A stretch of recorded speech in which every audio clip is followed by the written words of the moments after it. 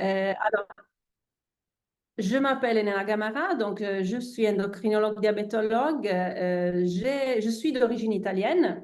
Vous l'entendez de mon accent, pas parfait, pardon. J'ai fait toute ma formation en Italie et puis j'ai déménagé en premier au canton de Vaud en 2020 où j'ai pratiqué jusqu'à 2022 et puis j'ai déménagé au Tessin. Donc, j'ai eu l'occasion de connaître votre canton magnifique et j'ai remarqué que la Suisse est pleine de lacs partout. Et donc, j'imagine qu'il y a beaucoup de monde qui s'intéresse à la thématique de la plongée. Donc, je suis aussi plongeuse, donc c'est un sport qui me plaît beaucoup, qui m'appassionne beaucoup.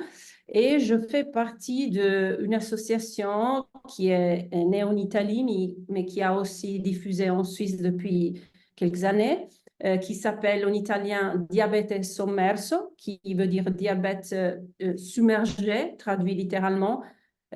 Parce que en fait, les gens qui pratiquaient de la plongée diabétique se cachaient un petit peu jusqu'au passé, jusque pas longtemps, parce que c'est un peu une pratique interdite pour les personnes diabétiques, chose qui n'est plus d'actualité, heureusement.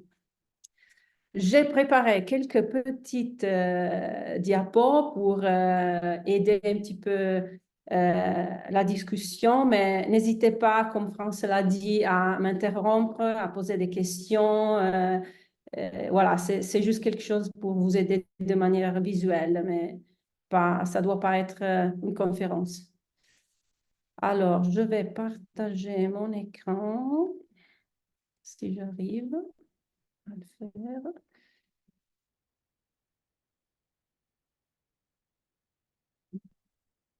Non, c'est pas ici. Désolée, mais j'ai un petit souci de partage. Avant, ça marchait. Là, ça marche plus.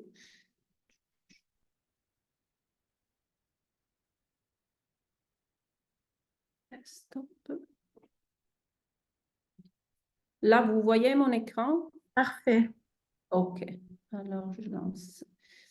Donc, comme je l'ai dit, la plongée était une pratique contre-indiquée pour les personnes diabétiques jusqu'à, disons, environ les années 90.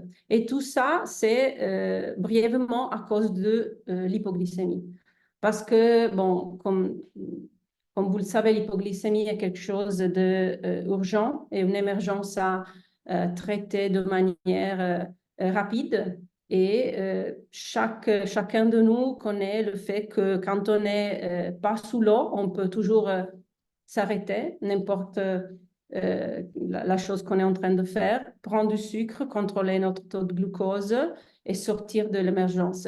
Cette chose-là n'est pas possible sous l'eau. Et donc, tout ça a longtemps été la raison principale pour laquelle le diabète a été une contre-indication à la plongée.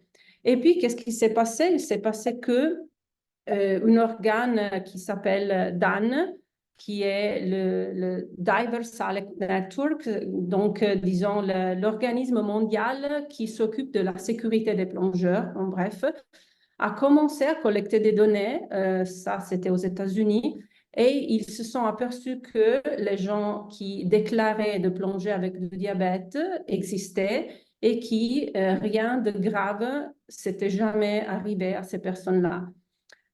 Donc, ils ont commencé à collecter ces données et parmi différents pays du monde, ils se sont mis avec des experts de médecine de sport, en bref, pour chercher de trouver disons, des règles qui pouvaient encadrer le problème de diabète et plongée et permettre de manière, disons, régulière, sans se cacher aux personnes diabétiques de pratiquer de la plongée.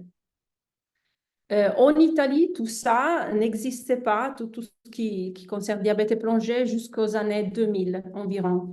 L'Italie est un pays qui a un peu de la mer partout. Donc, il y avait bien sûr du monde qui pratiquait de la plongée déjà beaucoup, beaucoup avant les années 2000. Mais qu'est-ce qui s'est passé en 2004?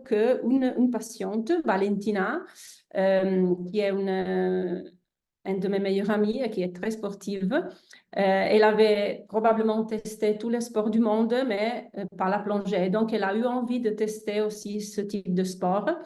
Donc, elle est allée chez une école de plongée.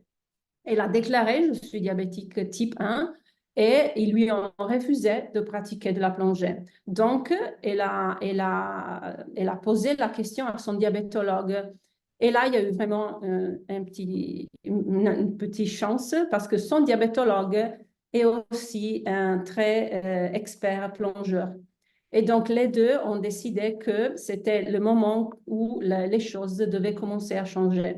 Donc, ils ont créé tout d'abord en 2004 un projet expérimental qui est né à l'hôpital Niguarda à Milan. Et ce médecin s'appelle Matteo Bonomo, qui était le directeur à l'époque. Et puis, le projet expérimental a grandi, il s'est diffusé un peu partout en Italie. Il a inclus d'autres associations d'enfants diabétiques, des associations de sportives et tout ça. Et en 2011, on a fondé une association, tout ça pour des besoins aussi de coordination des activités. Et le projet aujourd'hui a encore évolué parce qu'on est un peu, disons, sorti du but spécifique de faire de la plongée, mais notre message est de créer un parcours éducatif visé à, oui, bien sûr, permettre aux gens de pratiquer de la plongée en sécurité, mais aussi d'augmenter le self-being, donc augmenter un peu l'autogestion et aussi le bien-être des personnes diabétiques en Italie et partout. Ça, c'est un peu l'équipe actuelle, à l'état actuel de notre association de diabétologues, une diététicienne, un psychologue, et puis il y a toute une équipe de plongée et beaucoup de bénévoles, donc de patients diabétiques type 1 qui nous connaissent, qui commencent à participer à nos activités et qui puis sont inclus et nous aident énormément. On a aussi débarqué en Suisse en 2019.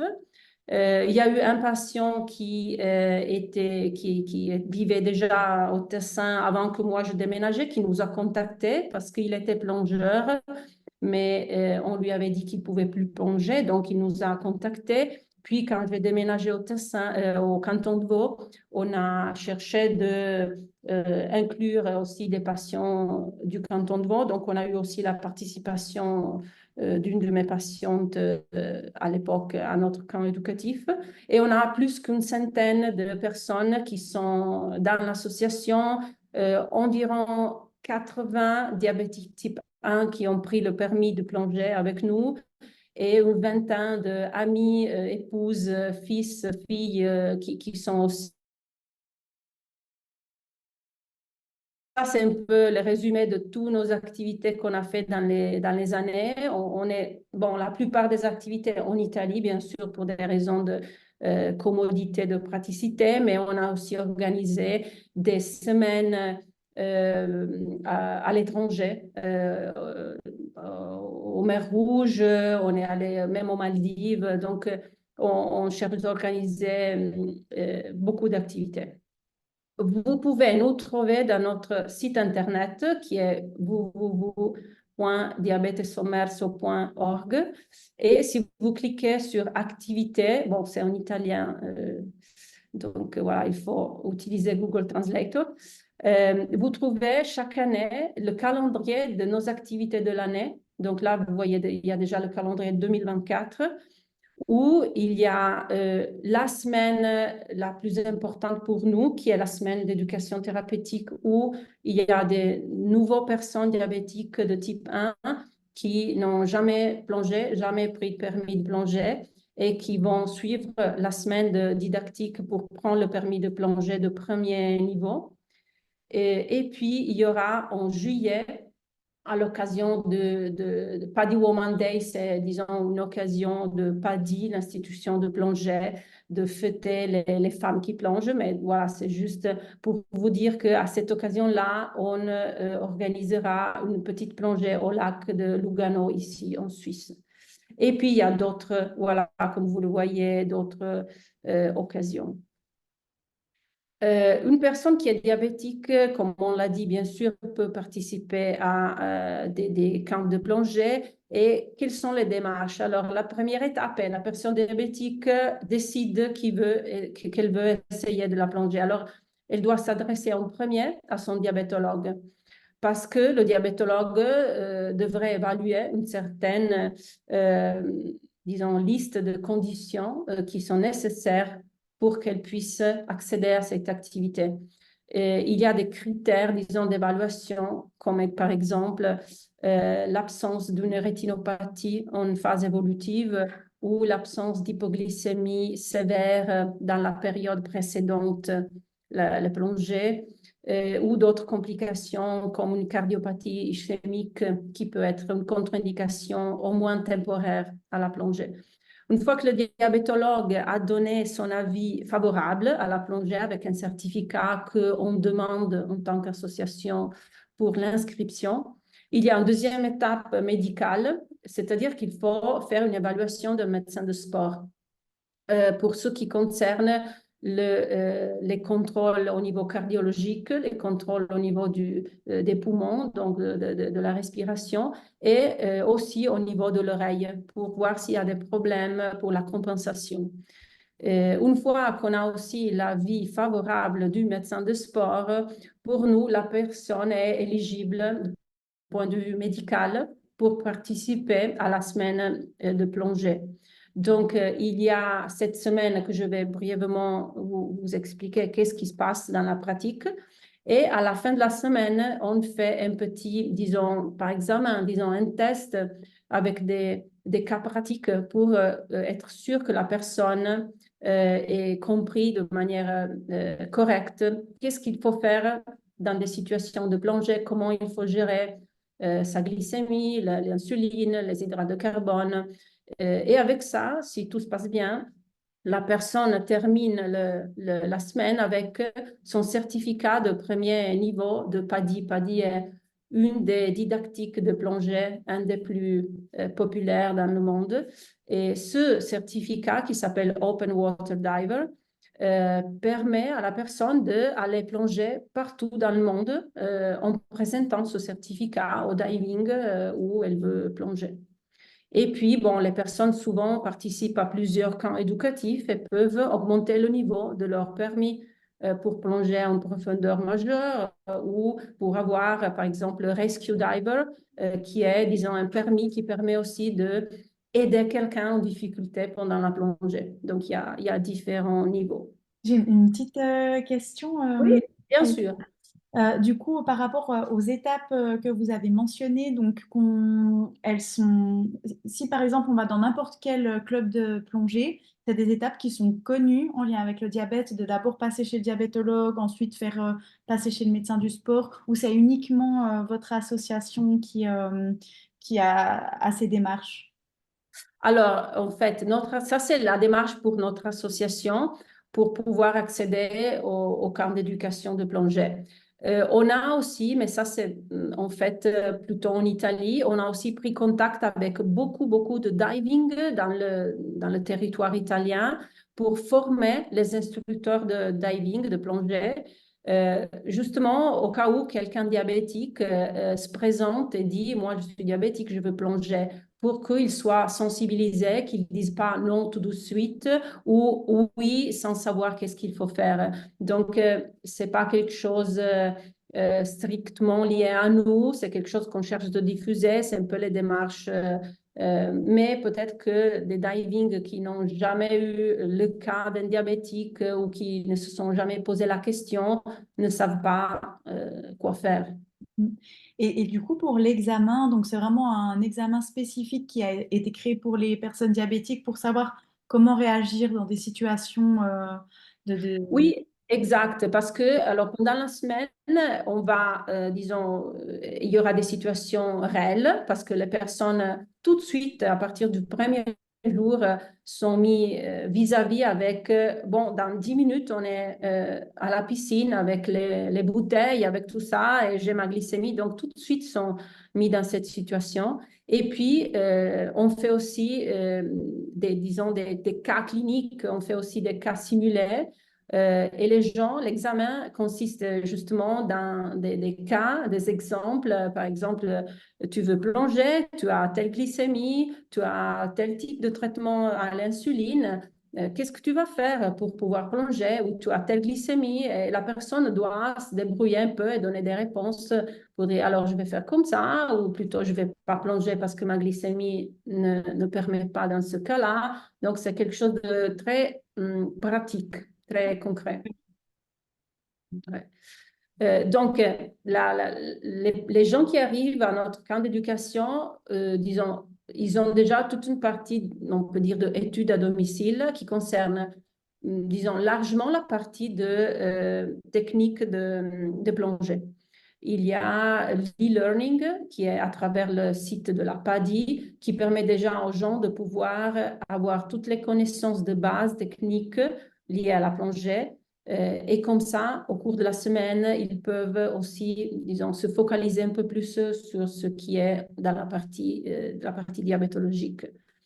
Le camp, disons, s'ouvre avec un partage, une connaissance. Donc, il y a, on fait des travaux un peu avec, comme ça, comme vous le voyez, des discussions concernant quelles sont les craintes liées à le fait de gérer le diabète et la plongée, ou les choses, disons, les expectations, les choses que les gens qui veulent les réaliser aussi. Et parfois, on a des surprises parce que les diabétiques n'ont pas de crainte, mais c'est les parents ou les épouses qui ont plutôt peur que leur fils, fille ou épouse plonge. Après cette partie d'introduction, justement, de connaissances aussi entre nous et les participants pour créer un petit groupe, chaque matin, il y a une partie de plongée et chaque après-midi, il y a une partie de diabétologie. Là, vous voyez un exemple, discussion. Donc, c'est vraiment pratique. Les gens qui, le matin, ont pris les glycémies et ont cherché de gérer leur glycémie pour les plongées, partagent tous ensemble les valeurs, qu'est-ce qu'ils ont mangé, l'insuline qu'ils ont fait pour chercher que chacun puisse profiter de son propre expérience, mais aussi de l'expérience de l'autre personne. Et comme ça, on apprend beaucoup mieux parce que si on est 10 personnes et on a chacun 10 expériences par lesquelles on peut apprendre chaque jour, pas que la propre expérience. Dans ces discussions, il y a bon, toutes les personnes qui participent, la diététicienne, nous les diabétologues, la psychologue, et vraiment, c'est quelque chose de très, très interactif. Ça, c'est un peu les parties de plongée pratique. Donc, les premiers jours, c'est uniquement à la piscine parce il faut apprendre un peu à gérer tout l'équipement, les bouteilles, le gilet et tout ça, et faire des exercices pour être en sécurité. Et puis, à partir du troisième, quatrième jour, ça dépend aussi de la météo, on sort à la mer pour faire des plongées dans les eaux libres, un peu plus en profondeur. Et le camp, à part la partie d'examen, se conclut aussi avec un moment de partage, un peu comme quand on a commencé, de discussion entre nous, entre les participants, avec voilà, qu'est-ce qui arrivait des craintes qu'on avait au début, qu'est-ce que le camp nous a amené, et à part le permis de plonger. Et voilà, c'est quelque chose de très, très touchant parfois. Par rapport Euh, à la plongée, oui. je m'excuse. Donc, vous voyez l'expérience des personnes diabétiques qui plongent, qui ont leur glycémie, qui réagissent. Est-ce que c'est plutôt un sport, une activité qui engendre une hyperglycémie parce qu'il y a le stress, les hormones qui s'activent, ou au contraire, c'est plutôt pour un mécanisme que voilà, j'ignore, une activité physique, plutôt tendance à faire des hypoglycémies quand on Mhm. plonge. Et alors, les deux sont possibles, c'est-à-dire la partie liée au stress, ça peut jouer un rôle, notamment dans les premières expériences, parce que c'est quelque chose de complètement nouveau. On doit gérer tout l'équipement, on doit respirer sous l'eau, ce qui n'est pas du tout évident. Donc, surtout les gens qui stressent un petit peu peuvent avoir des hyperglycémies liées aux poussées d'adrénaline, des hormones du stress. Et c'est pour ça qu'on a aussi une psychologue qui est super du côté d'aider les gens à se mettre un peu en relax, hein, pour comprendre qu'il ne faut pas se faire submerger des émotions, du stress. Puis, en disant, au fur et à mesure qu'on prend un peu de confiance avec la pratique, qu'on se tranquillise un petit peu, qu'on apprend à respirer sous l'eau et tout ça, ça peut augmenter un peu la partie qui nous amène à l'hypo, surtout en fonction du type de plongée, des conditions de la mer. Il y a des plongées où on ne va pas trop profond et où il n'y a pas des courants, où il ne faut pas nager énormément, il n'y a pas d'excursion thermique énorme sous l'eau, et donc disons qu'on brûle moins de sucre et on n'a pas des grandes baisses de glycémie. Et par contre, il y a d'autres plongées où, par exemple, on n'avait pas planifié, on se trouve une courante et il faut nager beaucoup. Et là, c'est vraiment quelque chose qui peut amener à des baisses de la glycémie. Et justement, pour ça, c'est pour ça que le protocole que vous voyez maintenant, ça existe. Parce que, en fait, l'idée initiale de dire je dois éviter l'hypo, c'est un peu la base du protocole. On veut aussi éviter, d'autre part, des hyperglycémies extrêmes ou encore pire, des situations d'acidocétose. Donc, le protocole prévoit très simplement que la glycémie avant de plonger soit dans une fourchette entre 8,3 et 13,9, ça en millimoles. Donc, un peu plus élevé de ce qui est la glycémie cible dans des contextes habituels. Mais c'est parce que ça a été démontré qu'au cours des plongées, la glycémie, en général, a la tendance à une légère baisse. Donc, on doit partir un peu plus haut pour prévenir la possibilité d'une hypoglycémie sous l'eau. Donc, pour arriver à avoir une glycémie dans le protocole, donc dans cette fourchette, il faut faire des contrôles de glycémie en série. Donc, on ne peut pas arriver 5 minutes avant de plonger, faire le test de glycémie, c'est bon dans la cible et je plonge. Parce qu'il faut aussi que la valeur soit stable dans cette cible, ne soit pas en baisse. Donc, le protocole propose d'effectuer des tests 1 heure, 30 minutes et une dizaine de minutes avant de plonger. Et de vérifier que la glycémie soit bien stable dans cette fourchette. Et alors, on peut plonger, on est en sécurité. Il y a aussi un cas, ça peut arriver, où malgré on a respecté le protocole, on a la glycémie dans la cible, dans la bonne cible pour plonger, on a des symptômes, on a la suspicion pendant la plongée, donc sous l'eau, d'avoir une hypoglycémie. Alors, sous l'eau, il n'y a pas la possibilité de parler avec les autres, c'est évident, et on communique avec des signaux manuels. Il y en a beaucoup qui indiquent les poissons ou plein de choses.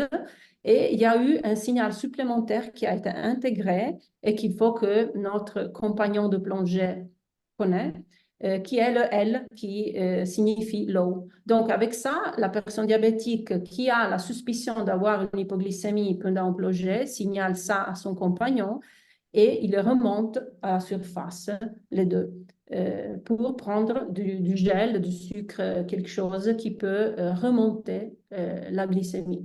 Je vous dis, c'est quelque chose de plutôt rare. On a beaucoup de données collectées avec notre association et on a une fréquence d'environ 1%, donc sur 100 plongées, une hypoglycémie non sévère, donc juste des hypoglycémies légères. Okay? Donc, c'est une prévalence, une fréquence assez basse. Bon, la chose qu'on propose aussi dans notre cours est de prendre note de ces glycémies, parce que ça, c'est quelque chose qui pour nous est très important pour collecter des données et continuer à démontrer que la plongée est quelque chose de possible pour les personnes diabétiques. Et c'est quelque chose, disons, dans le domaine scientifique, on doit toujours démontrer les choses. On ne peut pas dire, bon, à mon avis. Mais si on a des données qui supportent ce qu'on dit, ce qu'on fait, c'est quelque chose qui finalement va être reconnu partout dans le monde par disons, les diabétologues, tous les médecins. Et donc, pour nous, c'est très important et on propose toujours aux personnes de collecter les données et s'ils sont d'accord de les partager avec nous.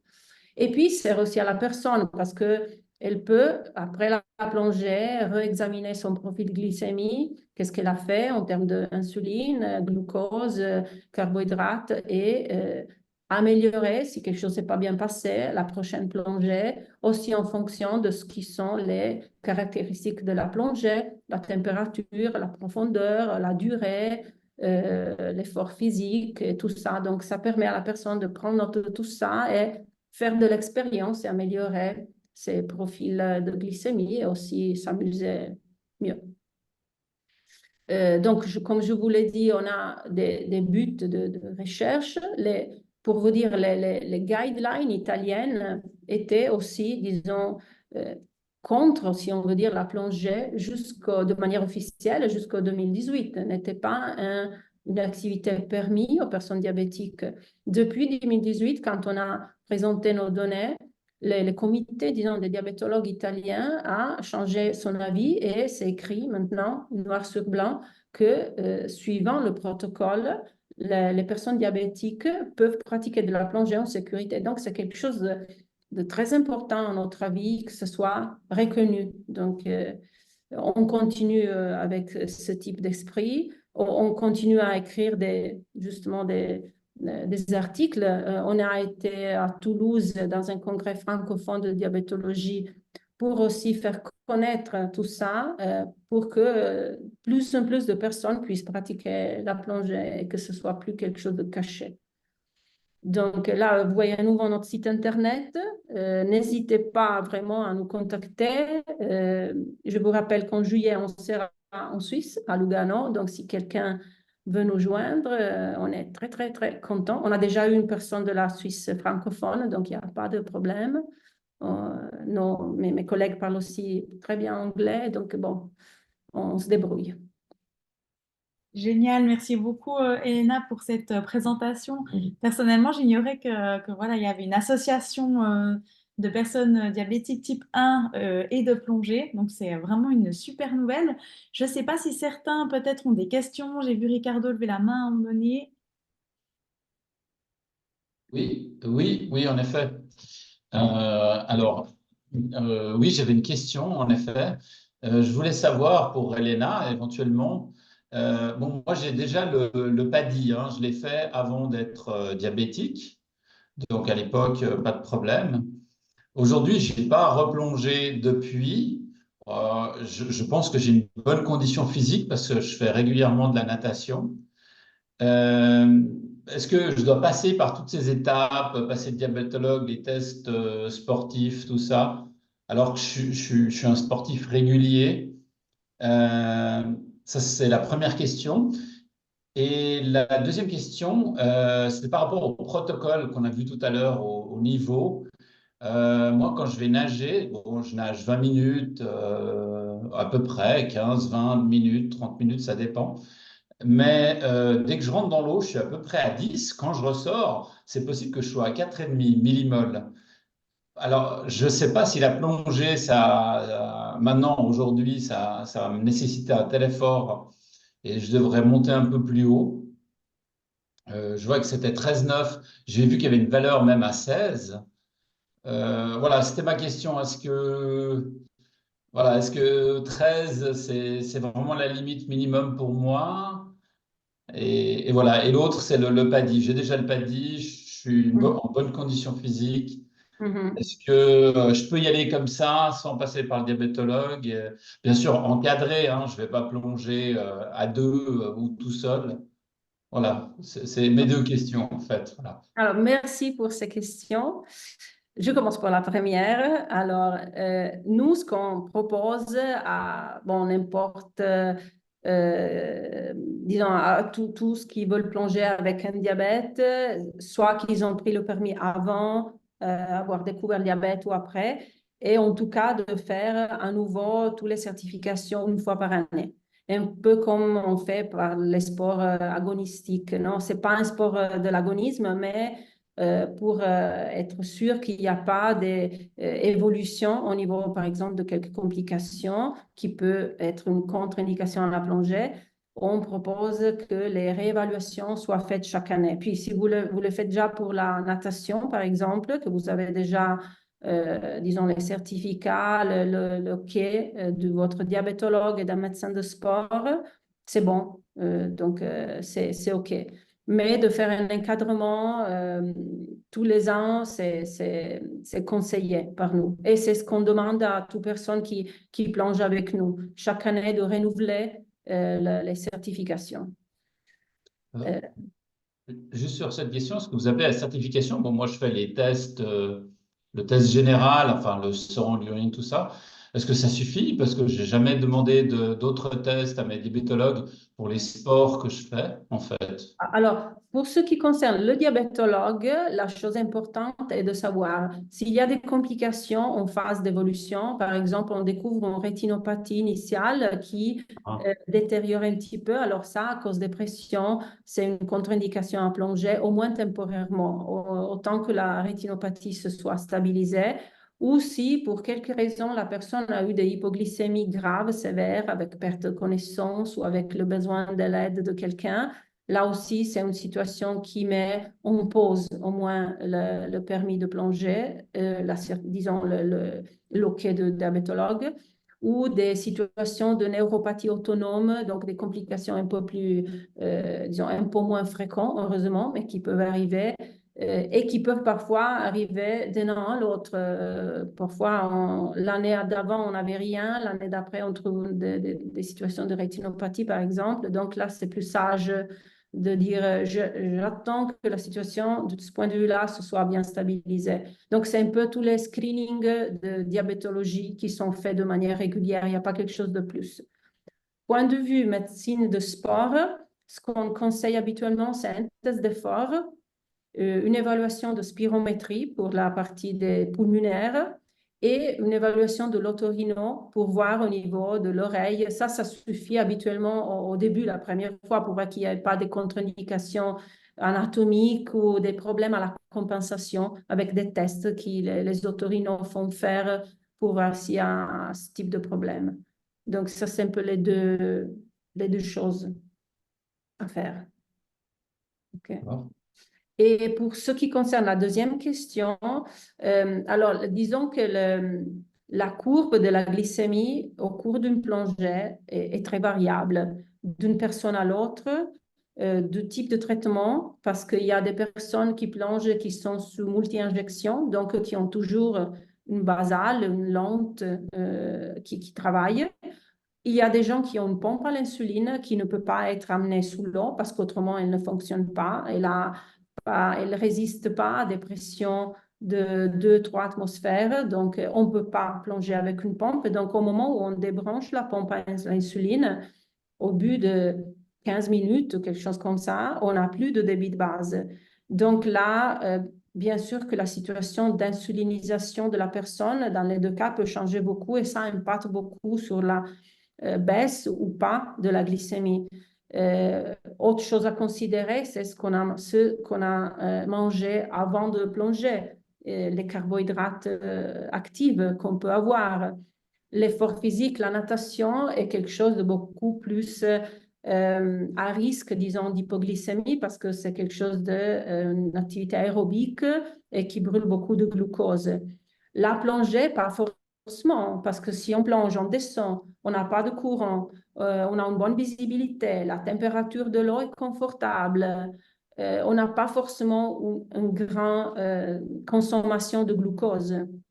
Donc, c'est pour ça aussi que, disons, à la base, on utilise le protocole pour être en sécurité de ne pas faire des hypos et de ne pas, au contraire, faire des hypersévères, des acidocétoses.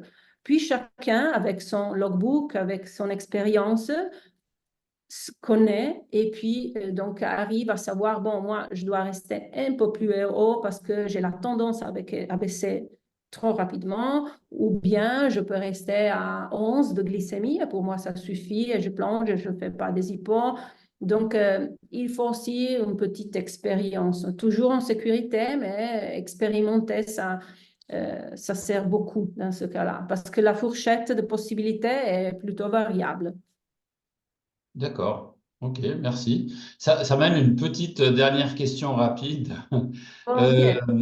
est-ce que le jour où on va faire la plongée, bon, moi je suis sous les stylos d'insuline, donc j'ai pas de pompe. Est-ce que c'est nécessaire de faire une basale, une lente, donc, ou est-ce que ce jour-là on peut se dire bon ben non, comme ça, il n'y a pas de variation. Qu'est-ce que vous en Bon, pensez? disons qu'avec les lentes qu'on a aujourd'hui, même si on n'injecte pas le jour même, on verra le résultat dans 2 ou 3 jours parce que elles sont des ultra lentes. Donc, c'est pas que ça changeait énormément si j'injecte pas aujourd'hui. Je verrai le résultat trop tard, disons, pour la plongée. On utilisait plutôt la technique de diminuer l'insuline lente, mais ça marchait surtout quand on utilisait des lentes comme la Lantus ou l'Evemir, donc des lentes qui sont un peu moins utilisées aujourd'hui, où on utilise plutôt Tresiba ou Tougeo, qui sont vraiment longue durée. Donc, avec, disons, un traitement en multi-injection, on suggère toujours de continuer son traitement évaluer un peu le type de plongée, si c'est un plongée un jour, et voilà, je plonge un plongée ou deux un jour, je garde ma dose et puis je cherche avec les stylos de rapide et l'alimentation de garder ma glycémie dans la cible. Si c'est une semaine, parce que je peux partir faire une semaine de plongée aux Maldives ou comme ça, alors là, ça vaut la peine de commencer quelques jours avant à diminuer la lente pour arriver un peu moins insulinisé au cours de toute la semaine et ne pas devoir bouffer tout le temps de glucose pour garder la glycémie un peu plus haute. D'accord. D'accord. Je pensais à une dernière chose encore.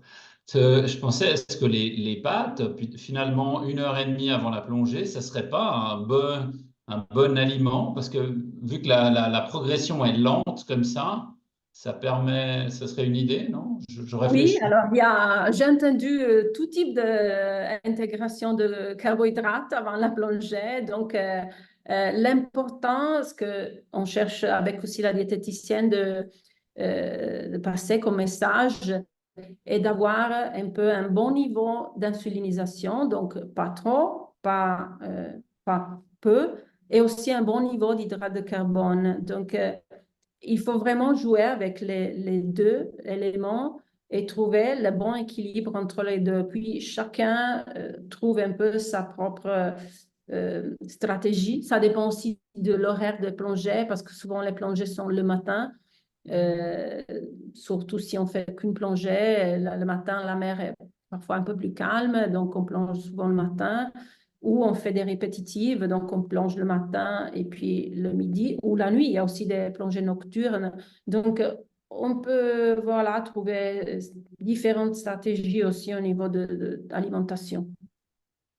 Il faut Ok. surtout aussi considérer que la digestion doit être pas quelque chose de très lourd, disons, parce que quand on va sous l'eau, si on n'a pas bien digéré, on a des gaz, on a quelque chose comme ça, les boules d'air augmentent et diminuent aussi dans notre intestin, dans notre estomac, et si on n'a pas bien digéré, on peut avoir des soucis au niveau gastro-entérologique si on a mangé quelque chose qui n'est pas trop facile à digérer. Ok. Beh, grazie Elena. Prego, È tutto per me. perfetto. Est-ce que peut-être d'autres personnes également ont des questions par rapport au sujet de la plongée? Anne-Sophie, peut-être. Oui, oui. Donc, on a parlé un peu de la pompe. Donc, moi, je porte une pompe patch, donc ça a l'air de poser problème au moment de la plongée. Et puis l'autre question, c'était par rapport au capteur de glycémie. Si, oui. Là, ils sont aussi Ah, limités donc, en nombre, ils sont limités en nombre de mètres, mais est-ce qu'on peut quand même aller plus profond? ouais. Alors, par rapport à l'omnipode, en fait, c'est pas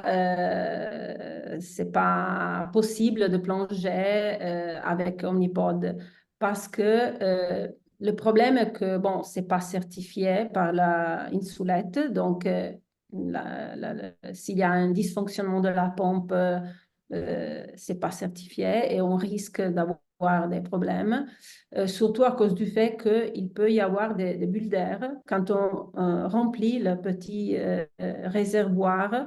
Et ces bulles d'air, quand on va en profondeur et on remonte, peuvent se comprimer et se dilater et donc, disons, pousser des petites gouttes d'insuline. Et une petite goutte d'insuline, ça fait des grandes quantités. Donc, surtout si on est très sensible. Donc, on peut avoir des injections pas demandées d'insuline qui peuvent puis poser des problèmes. Donc, si si on organise, comme je l'ai dit avant, par exemple, une semaine de plongée, on propose de switcher à un traitement par multi-injection ou en pompe avec tubulure, de façon que ça peut être branché, débranché, et on peut gérer comme ça. Et voilà, et ça, c'est la solution pour les patchs. Pour les capteurs, alors en fait, c'est différent. Il y a un autre problème, c'est-à-dire qu'il n'y a pas de vrai problème à amener un capteur à 20 mètres ou 30 mètres. Le problème est la précision des données. On vient justement de faire une étude sur ça parce que, bon, c'est évident que personne aime se piquer au bout de doigt. Personne n'aime se piquer 4 fois pour faire une plongée, parce que si on fait 2-3 plongées par jour, ça fait vite 12-15 contrôles de glycémie en capillaire. Ce n'est pas quelque chose d'amusant. En plus, on est dans, disons, un milieu humide, il y a l'eau, donc on n'a pas envie. Et tout le monde avec un diabète type 1 aujourd'hui, sauf quelques exceptions, porte un capteur. Donc, c'est évident de se dire, mais pourquoi je ne peux pas utiliser les données de mon capteur? Donc, justement, à cause du fait que tout le monde nous posait cette question parmi nos associés, on a fait une étude qui vient de terminer et qu'on vient de publier, où on a malheureusement démontré que la précision des capteurs qui sont stressés par une situation de pression, humidité, plein de facteurs qui ne sont pas les facteurs où les capteurs ont été testés par les boîtes pharmaceutiques qui les ont produits, ne sont pas performants. C'est-à-dire que l'erreur qu'ils peuvent nous donner en termes par rapport au capillaire, par rapport à la valeur vraie, est trop large. Et donc, si on prend une décision thérapeutique sur la base d'une donnée qui n'est pas correcte, par exemple, il nous dit qu'on est élevé, on se donne de l'insuline en se basant sur ce type de valeur, on peut se provoquer une hypoglycémie pendant la plongée. Donc, on dit aux gens, vous pouvez le garder, vous pouvez le regarder et voir les flèches. Ça peut être utile, hein. On ne dit pas que ça ne sert à rien, mais disons que les points, les repères doivent toujours être les glycémies capillaires et il faut un petit peu utiliser des précautions, de la prudence quand on interprète les données du capteur qui a été porté à profondeur, aussi les heures qui suivent. Surtout les gens qui utilisent des boucles fermées doivent être un peu prudents parce que les données pourraient ne pas être trop top. Ok, merci. C'est très intéressant cette question, Anne-Sophie, merci beaucoup. Enfin, c'est vrai que du coup, de ce que je comprends, vous n'êtes pas au point de dire, bon, bah, le capteur est plus utilisable, il faut le changer, mais vraiment avoir de l'esprit critique quant à l'analyse des données qui Oui. peut avoir... C'est exactement ça, oui, oui. On a eu plein d'expériences où les personnes ont continué à l'utiliser, ça marchait très bien, et puis ça a même repris une très, très bonne précision. Mais c'est vrai que surtout si on fait des plongées répétitives, c'est-à-dire on plonge, quand on fait ces croisières comme ça, on plonge même 3 ou 4 fois par jour pour 4-5 jours consécutifs. Donc, ça fait vraiment beaucoup de stress pour le capteur. Alors là, on voit que ça perd vraiment complètement la direction. Ok, super, bah, merci beaucoup. Je ne sais pas s'il y a d'autres questions. Ouais, moi bah déjà merci beaucoup pour votre présentation, c'était super intéressant.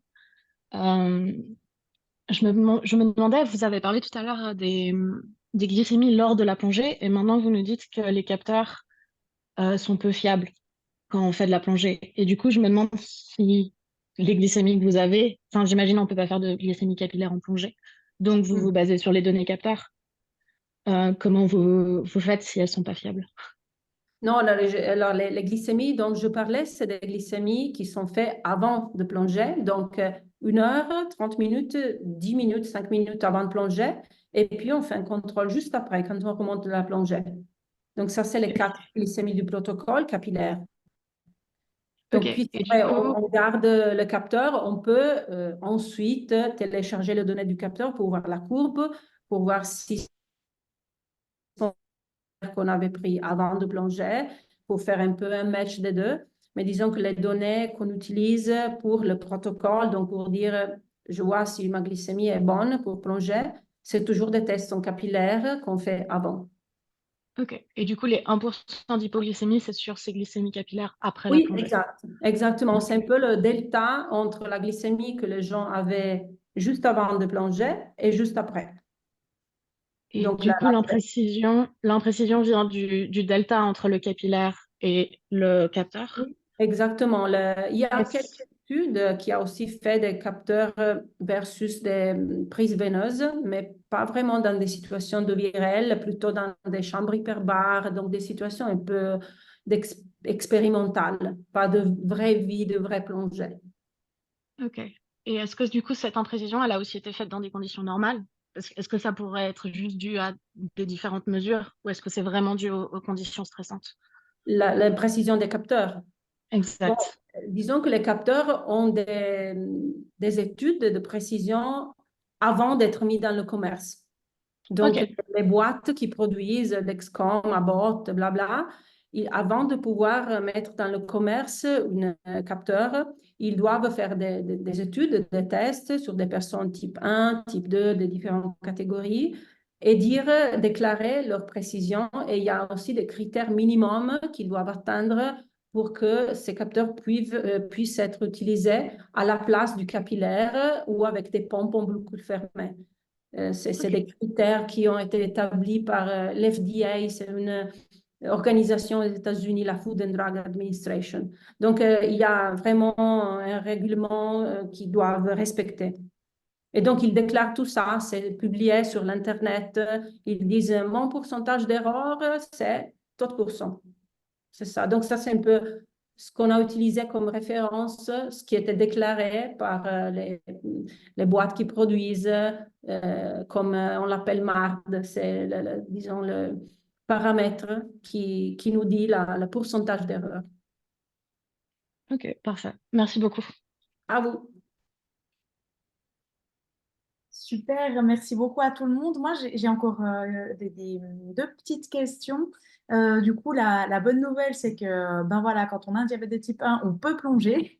J'avais une question par rapport à la profondeur. Est-ce qu'il y a une profondeur maximale ou voilà, avec un diabète, on a plus de précautions ou alors on va vraiment aller par palier et puis c'est ce que vous faites dans la semaine de plongée avec des personnes qui font ça pour la première fois, d'aller vraiment par palier, de commencer vraiment en piscine, puis ensuite Enfin, est-ce qu'on peut aller quand même très très profond avec un diabète de type 1 ou il y a une limite par rapport à ça? Alors oui, il y a une limite qui est 30 mètres.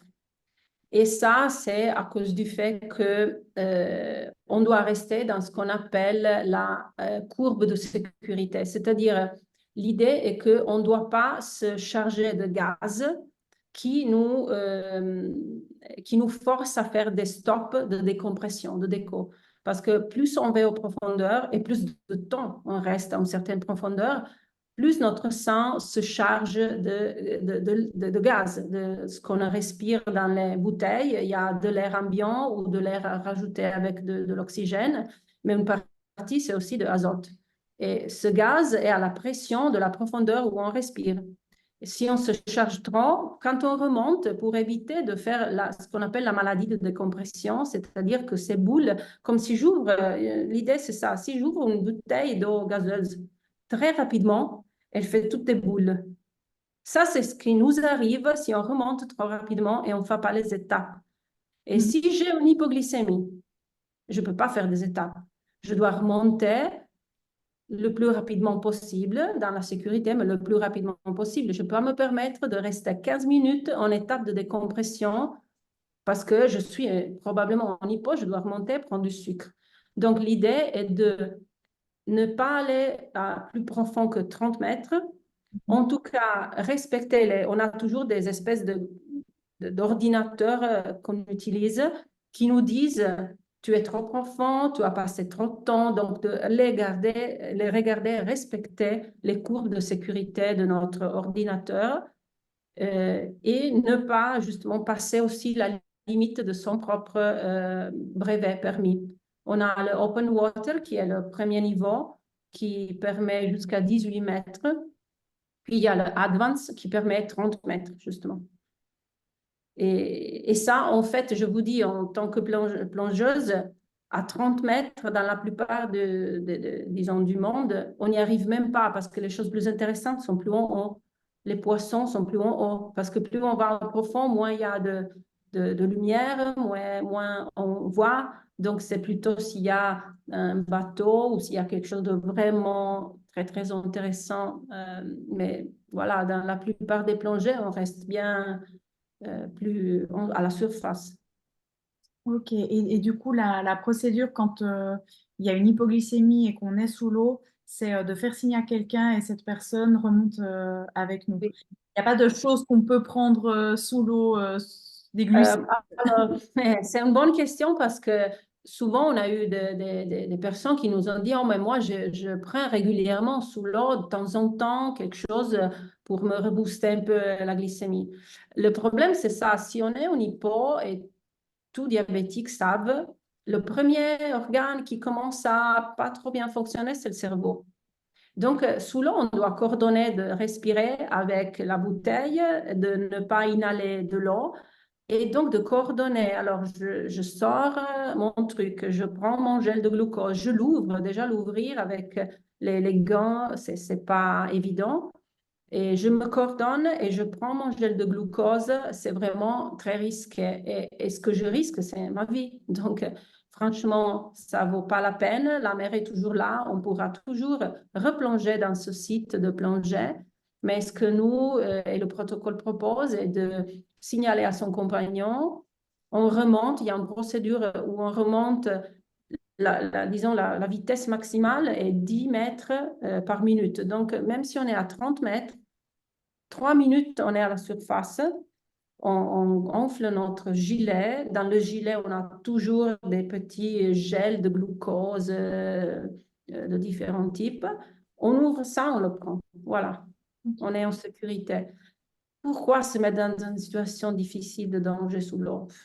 Ouais. Ça vaut pas la C'est peine. très intéressant parce que du coup, moi, je pensais que c'était pas possible de prendre un gel de glucose sous l'eau, mais en fait, c'est possible. C'est juste qu'en situation d'hypoglycémie, c'est vraiment Oui, un risque. techniquement, c'est possible. Si on se coordonne bien, c'est pas impossible. Mais voilà, c'est vraiment très, très risqué en hypo.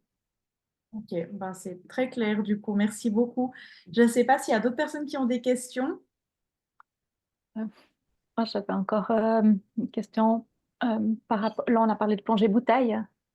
Est-ce qu'il y a des grandes différences par rapport à l'apnée? Oui, oui. Alors moi, je pratique pas de l'apnée, mais justement, Valentina, la patiente qui a commencé, elle fait aussi de l'apnée parce qu'elle pouvait pas faire ça.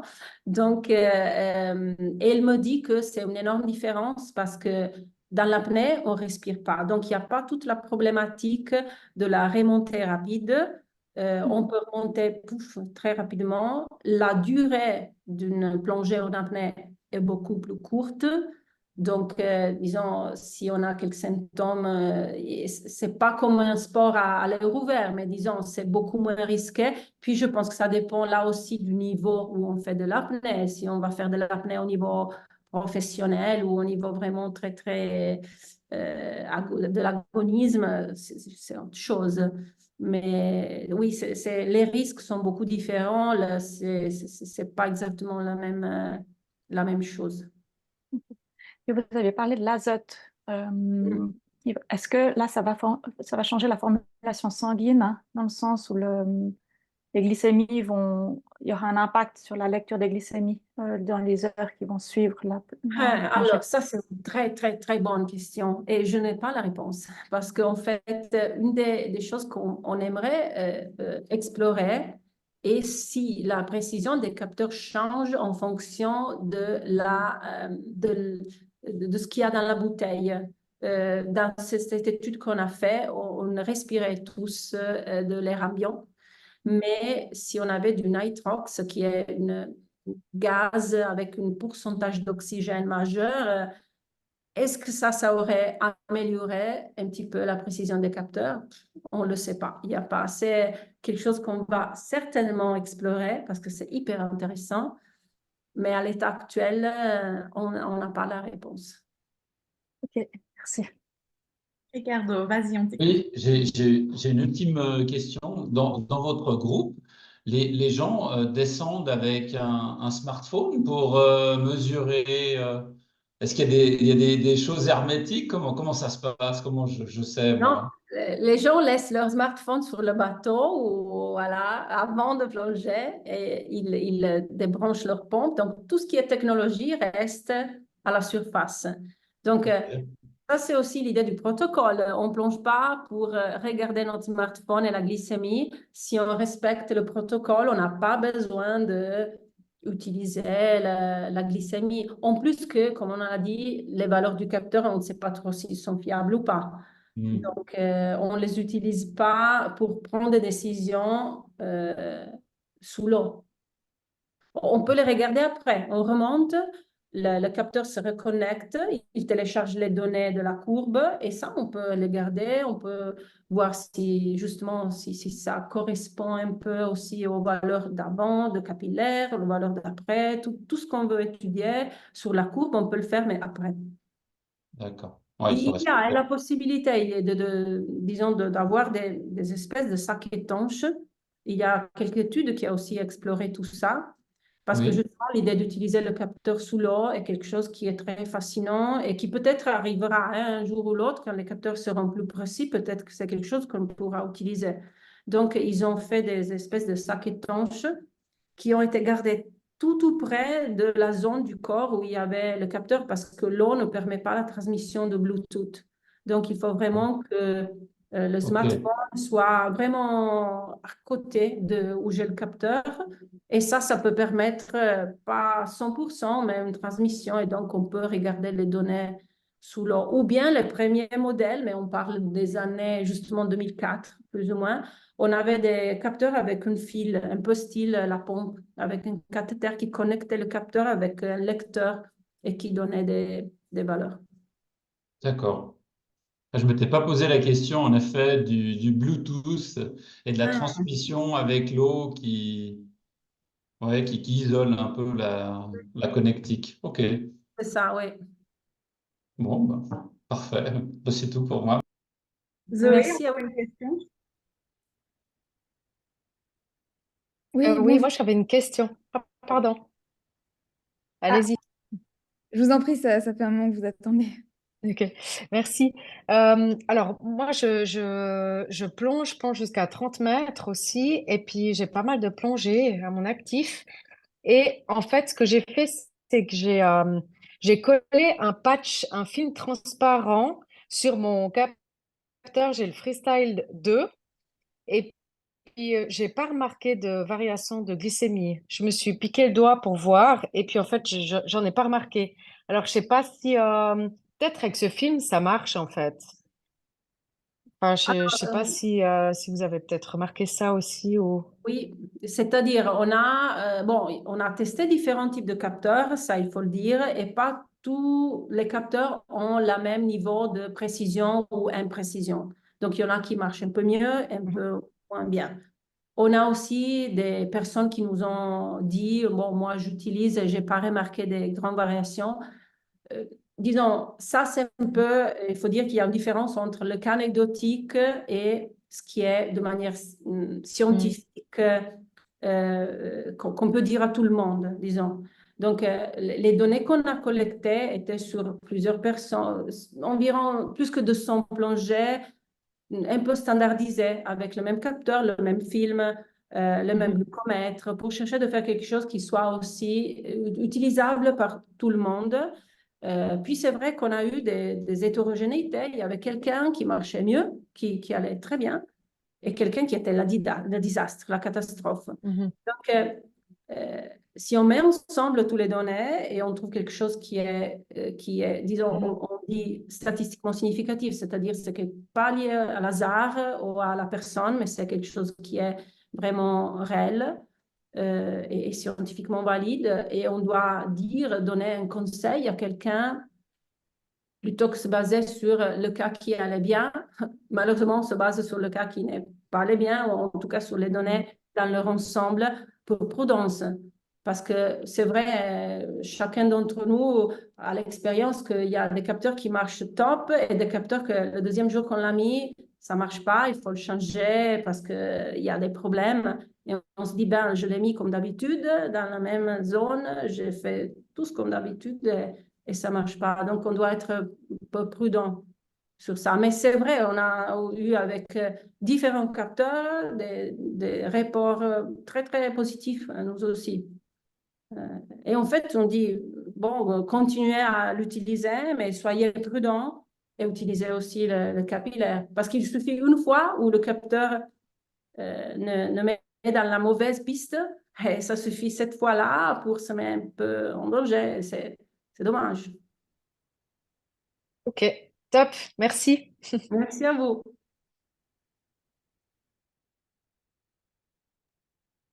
Alors moi j'avais une question pour le snorkeling. On peut faire donc des sorties souvent plus longues qu'une plongée, vraiment une plongée, par rapport à la pompe patch et puis même le capteur. Est-ce qu'il y a une durée aussi à respecter à ce niveau-là? Oui, alors il y a des durées liées à la pompe patch de 30 minutes pour se déclarer dans le modèle de différents types de pompes, combien de temps, à quelle profondeur ils peuvent rester, donc pas de manière illimitée. Mais je dirais que bon, pour les capteurs, je ne pense pas qu'il y a disons, des limites pour le snorkeling, surtout qu'on est plutôt à la surface. Donc, c'est comme si on prenait une douche d'une durée un peu plus prolongée. Donc là, franchement, je ne vois pas de grands problèmes.